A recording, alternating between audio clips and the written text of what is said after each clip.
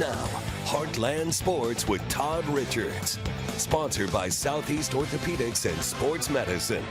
Hi again, everyone. A night off for the Cape Catfish after a rare two-game losing streak. Not used to talking like that, right?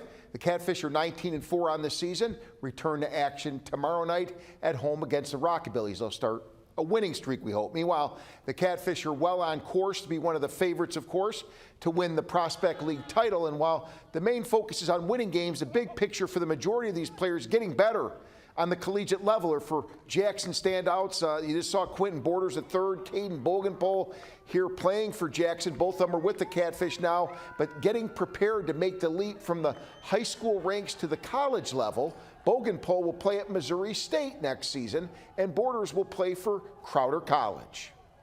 Yeah, you know, adjusting to these college guys it's going to take some time, but everything's just a lot faster up here, and it's a lot of fun, and it's just going to take some time. It's been a dream come true really.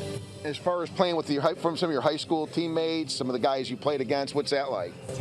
It's really comfortable to have them. It's like I know they always got my back, so if anything goes wrong, I can always turn to them, so it's really cool. Well, we'll see if they can crank up another winning streak tomorrow night at Kappahaw Field when they host the Jackson Rockabillies.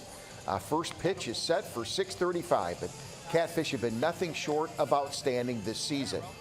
And while many of the Cape Catfish players, of course, prepare for the college game, that's what the Prospect League is all about, the Charleston Fighting Squirrels, well, they're preparing to serve as the host team for the Senior Babe Ruth World Series in Cape Girardeau in August.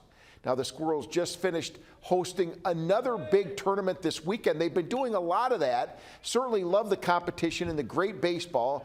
This event combined a lot of teams this past weekend from several states, really good teams. But also keep this in mind, it's also an important stepping stone, if you will, for the World Series, which will bring the best Babe Ruth teams, not only from around the nation to the Heartland, but really from around the entire world.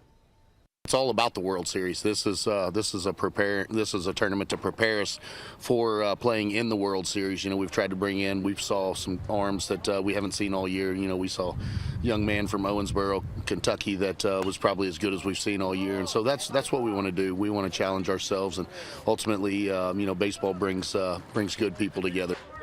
Absolutely. Meanwhile, the Senior Babe Ruth World Series, it will take place in Cape Girardeau in August, so there's still a little bit of time before the big tournament, and games will be played at Kappahaw Field and at Cape Central High School. So a lot of baseball to look forward to.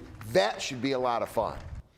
And an all-Southeastern Conference World Series tonight. The LSU Tigers, who really, they won the first game, then lost big time, I mean big time, to Florida last night. But LSU rebounds, and they win this one 18-4, take the national championship. And hey, I'll tell you what, it was a fun series to watch, but it was all offense for LSU in this one as they just pound themselves to a national title over the Florida Gators.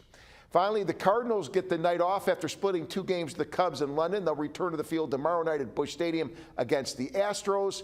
Meanwhile, former St. Louis pitchers Scott Terry and Danny Cox recently in the Heartland working with the kids. Hey, they also talked about their days with the Redbirds. I'll have this story coming up tonight at 10 on Heartland Sports.